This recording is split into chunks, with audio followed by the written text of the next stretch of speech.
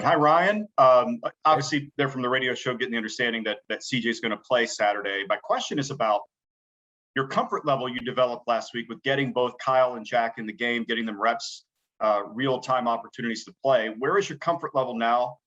If there is a setback, if you need to go to them, the fact they've got something on tape you can go to from experience. I think it goes a long way that these guys now have been in games before, so that's good. We still have to play more to have a body of work, but it's good for them to have a reference point of what the consequences are of doing something or not doing something, or the rewards from preparing or not preparing, or whatever those things are, because you don't quite really understand what it is in practice until you get into a game. And some good lessons learned there, and anytime we can do that, we want to do that and make sure those guys get those reps. When it's appropriate, we will. But CJ's had a good week of practice, and looking forward to Saturday. All righty, we'll go next to Austin Ward, Letterman Row. Ryan, how long did you suspect that Steel Chambers might be better served playing linebacker? And was there a sense of relief when he bought into that and decided to make the move, so that, because you'd said before that a player had to be committed to that before you guys would ever make that next step? It was something that we brought up with he and his family during the recruiting process, that this is something that we may visit along the way if again appropriate. And we brought it to his attention this spring. I think that everybody in the program felt like he could be a good linebacker. Now you have to really embrace it. That's a big decision. And so he kind of went over there and split time, and then felt like this is something he wanted to embrace. And like you said, you have to embrace it. You can't be forced into a situation like this. But what a great decision by him. And we're very fortunate that this has worked out, because he's really, in a short period of time, he's grown. Certainly not a finished product, but I think he's got a very bright future ahead of him if he continues to work on the path that he's on and continue to build, because there's been some things that I've seen out of him that I think are special. So I'm excited to see him continue to work and build. Again, has been playing the position very long, and so the more reps he gets, the better he's going to be. All right, we'll go next to Bill Rabinowitz, Columbus Dispatch. Hi, Ryan. It's obvious that Treyvion is a special talent. Just how unique is he, and what's the next step in his development? I mean, I don't know. I mean, I think that, we're 4 games in, and we're going to continue to learn more as the time goes on. But, he needs to first off just focus on taking care of that football. That's the first thing. He's got to take care of, the little things in terms of protection, making the right reads and preparing, just like everybody else. You can see his ability to, like you said, to be special and take the ball, from the second level to the third level to score a touchdown, and he's a home run threat, and that's good. But that doesn't work without our offensive line. I mean, I think he understands how important this is. It's team football, and whether it's covering Chris and Garrett on the outside or the offensive line blocking up front, this is a team effort, and I think our offense is embracing that. I think we're unselfish, and I think they understand that in order for us to be good on offense, we have to be balanced. But again, this is just a start for him. He's 4 games in. I think he's better now than he was 4 weeks ago. And I think the whole running back room is too. And I think it's got to be a strength for us as we move forward. But we'll see. Still got a long season ahead of us, and so we'll keep growing on it. Thanks. All righty, next up, we'll go to Dan Hope, 11 Warriors. Hey, Ryan, you guys have 5 players from New Jersey, 3 from New York. Kind of what's made that a valuable recruiting area for you? And now that Rutgers is kind of starting to build some momentum, are you getting more resistance on the recruiting trail from Rutgers? I think all those guys are excited to get back to the Northeast, which is great. And, some good players, and Greg, had his hand in recruiting several of those guys.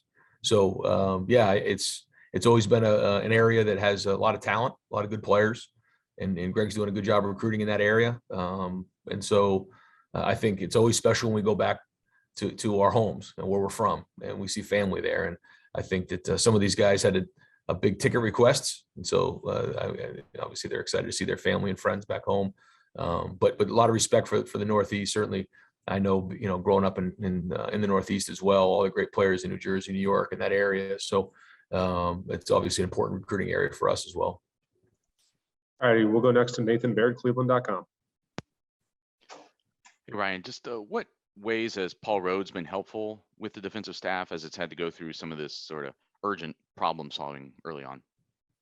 I think he brings a great approach for our coaches of just somebody who's been a head coach before, who's been a coordinator at a couple different stops, and brings some experience to the table in that room. His job is really to kind of help out with the other coaches, and I think it's good to have that experience in that room and really appreciate his professionalism. Already, next up, we'll go to Tim May. Tim? Yeah, Ryan, quarterback misses 2 straight throws, and there are a lot of fans that want him out of there, get to the next guy, et cetera.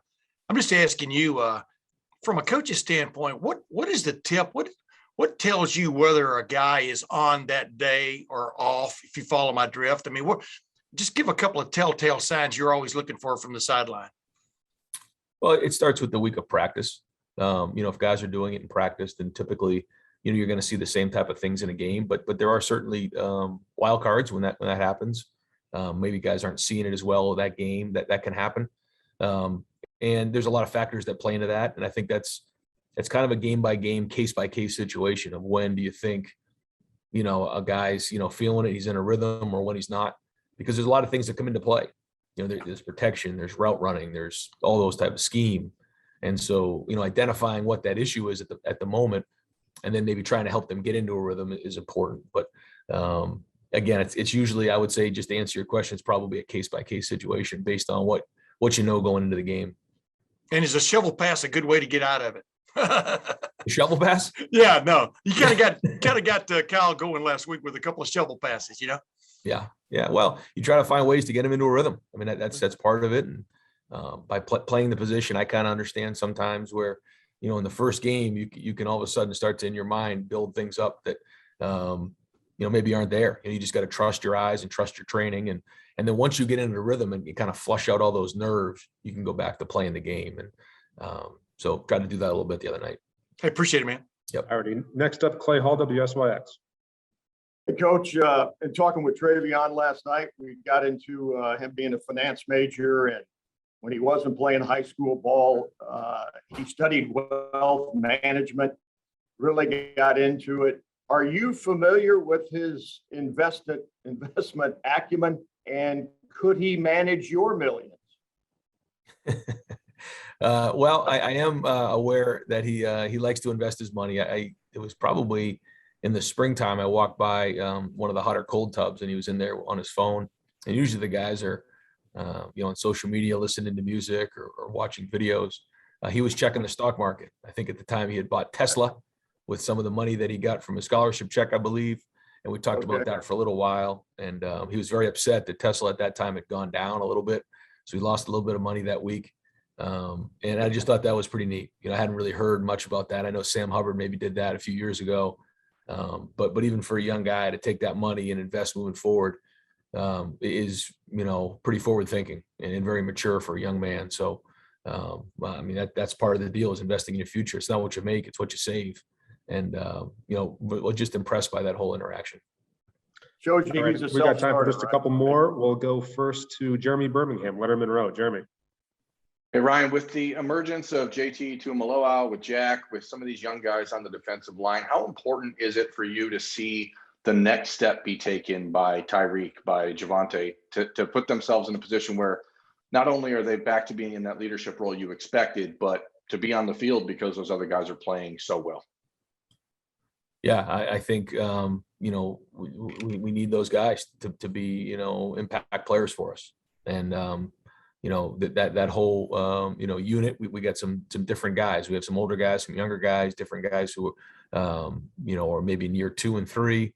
So it's a little bit of a mix right now. But yeah, I mean, anytime you have guys with the talent level that they have, you're looking for impact players there. And so, the better they practice, then the better they're going to play. And so now as we get into conference play, this team needs them. All right, next up, Joey Kaufman, Columbus Dispatch. Ryan, with CJ, was there a point in practice the last couple of days where he showed you that he was ready to return and play, and that gave you confidence in him? Probably about halfway through Tuesday. I thought he knocked a little bit of the rust off Tuesday, the beginning of practice, and then finally got into a rhythm about halfway through Tuesday. and then had a good day yesterday. We'll do two more. First one to Tony Gerdeman, Buckeye Scoop. Ryan, you were just talking about the maturity of Treyvion Henderson. You've spoken well of Emeka Egbuka. How mature is this freshman group overall, and how much of that is allowing them to play as opposed to just their sheer talent? Well, I think when you combine maturity and talent and production, then you have something special. And I'm excited to say that I see that in some of these guys, which is great. Not just the young guys. See it in a lot of our guys. See it in some of the older guys, some of the experienced players who have been around, and that's great. But it is exciting to know, that the future is really, really bright when you have talented young men who have maturity and have a seriousness and a focus and an approach, like some of the guys on our team, and that's exciting. And there's obviously some mentoring that's going on right now across the board for these guys, and that's great. And so the more we can build on that, again, the brighter the future is going to be. And last question, we'll wrap it up with Stephen Means, Cleveland.com. Ryan, when you have a young quarterback, whether it's this year, whether it was 2019, Justin's first year, how much does having an established running game with what Treyvion's been doing, with JK doing that year, how much does that help a young quarterback and maybe take some of the pressure off him to immediately be the best version of himself? I think it's huge. Yeah, I think that anytime that you have a balance and you're forcing teams to stop the run, that changes it. It turns them into one eye structure, or opens up the middle of the field, for down the field throws, and then allows the guys on the perimeter to be as good as they can be, and that's a better way for a young quarterback to come along. So establishing the run is critical. I don't think that maybe in the Oregon game we did that enough, and probably put too much on CJ. So what we got to do moving forward, and I think it's been an emphasis the last couple of weeks, is establish that run game to build that balance, and then, like you said, take a little pressure off. But we need them to play well regardless. We got really good playmakers on the outside, and we need them to get them the ball in space and make great decisions. And if we're doing that, then we got a chance to be really good on offense and find that balance we're looking for. All righty, Coach. Thank you very much. We'll talk to you Saturday.